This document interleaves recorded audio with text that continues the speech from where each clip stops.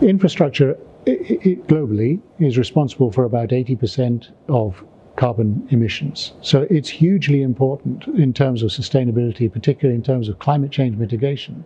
The implications of what an piece of infrastructure is going to do should be considered against a sustainable development agenda.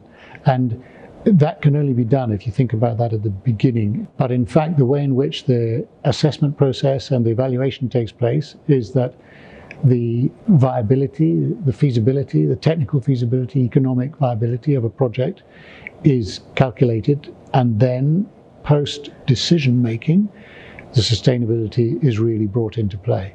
By that stage, a lot of opportunities for improving sustainability are lost. It is, at best, a compromise. The sustainable development underlying principle is meeting current needs without compromising future generations to meet their needs. And we're now in a situation where we may be compromising the ability of future generations to survive to the level of standards of living that we currently enjoy. As well-informed and sophisticated societies, we never talk about giving up levels of luxury and levels of duplication and levels of wealth that we have traditionally expected for ourselves.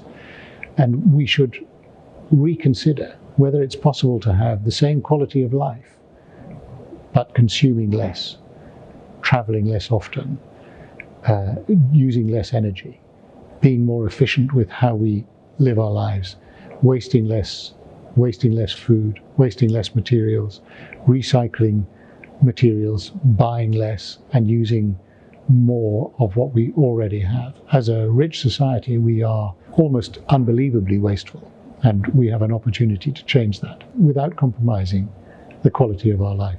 So students now will be living with the consequences of what society decides. We are in the 11th hour of opportunities to make a difference to the way in which we operate as a society. It is their future.